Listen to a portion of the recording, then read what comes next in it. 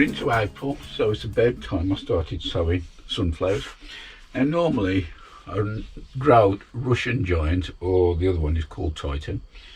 I ain't got no seed this year. However, I did save a little bit of seed from the one I grew, or the few that I grew last year, and I kept them in this roll. They seem to be all right. I don't know if you can see those there. So I'm just going to sow them in a 12 cell tray. So I'll just put our holes down to the first finger joint deep.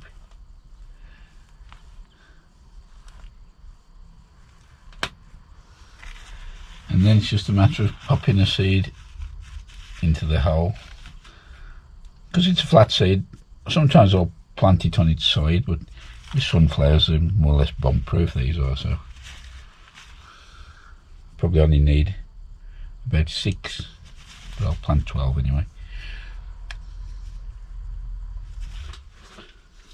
With the seed in, I just give them put some water in the hole, and then I know the seed's made contact with moisture.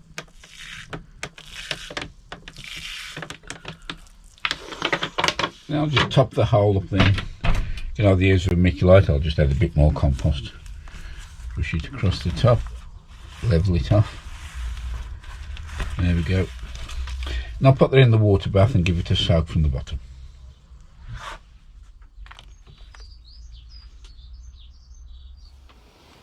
Just having a look at these marigolds now. These are just about ready for potting on. I'm going to be potting them on into these 7cm pots. I'm potting on the zinnias now. Now, most plants that I pot onto a larger pot, I'll give the roots a dusting with mycorrhizal fungi. People can be a bit controversial. Some people say adding additives to any soil, whether it's mycorrhizal, bloodfish and bone, grow more, works, or some people say it doesn't. Let me know in the comments below if you use any and what actually works for you. As part of the flowers that I'm growing for this year, I've got these poppies here called summer fruits. Never ever grown them before. Now normally with poppies I'd sow them directly into the border. However, because it was a little bit early, I decided to sow them in a pot. Now I'm coming to prick them out, and I'm going to be putting them in these cell trays here. They're not too big, only about 2.5 centimetres, 3 centimetres square. I've already done a couple trays over there, and I'll just finish this one off, and hopefully I've got 36 there. If I get 28 of them, I'll be happy. Like most of us now, we're struggling for room in the greenhouse as things move on.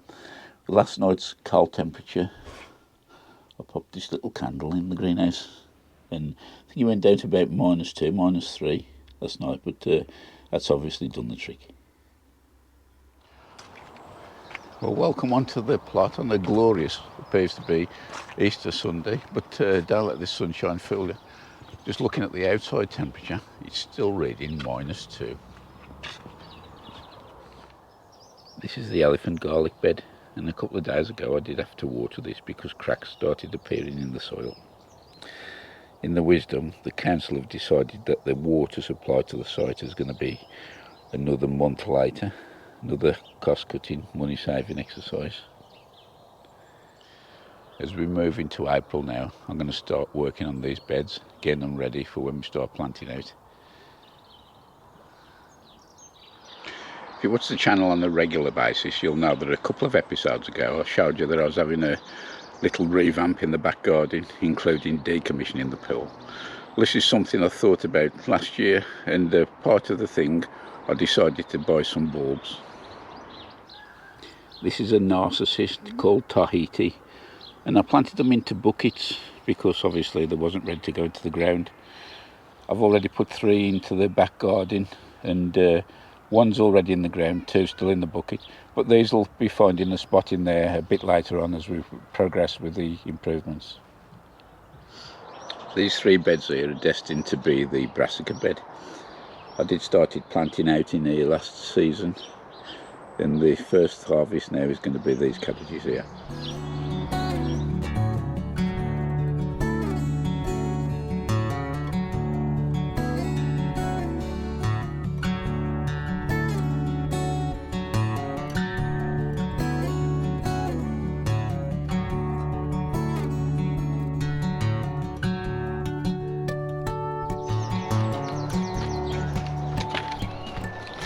So this is a really nice cabbage. The variety is called Tundra. Still got a bit of frost on the leaves. If you've never grown this before, I can highly recommend it. Got a lovely firm heart on it. And there's another 2 left in the bed to go at. One of the first sowings I look forward to in April is the beans, both the runner beans and French beans.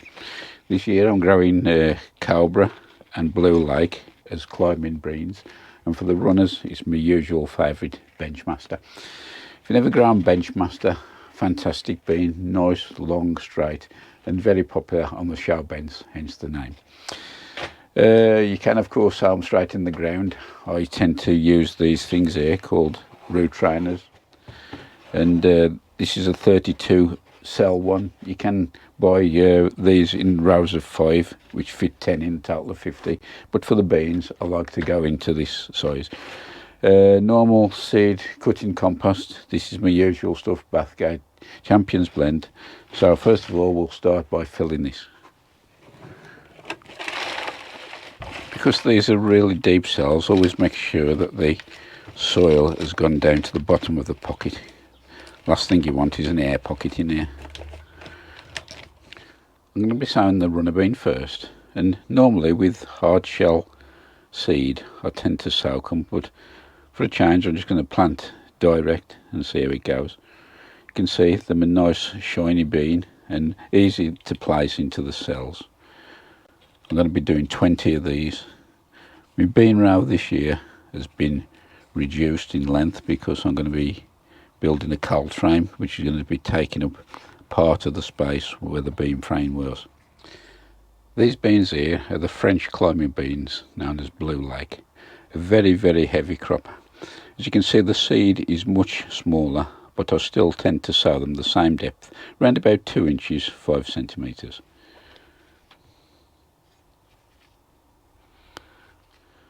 The final sowing is going to be these beans here. These are another climbing bean by the name of Cobra. As you can see, it's a dark seed, but they're very prolific cropper and very tender the beans are. As usual, I'll give the cells a drop of water just to make sure that the seeds contacted moist soil. And the last thing to do is to just top the cells up with compost. These root trainers, they can be quite expensive, but these ones I'm using here now are starting to look a little bit tired, but they are at least 5 years old, they might be a bit older, and say with care you can make them last quite a while. So I'll give these a watering from the top now. That'll be the only time they'll get watered from the top, and everything then will be watered from below, because it'll force the roots then to go downwards.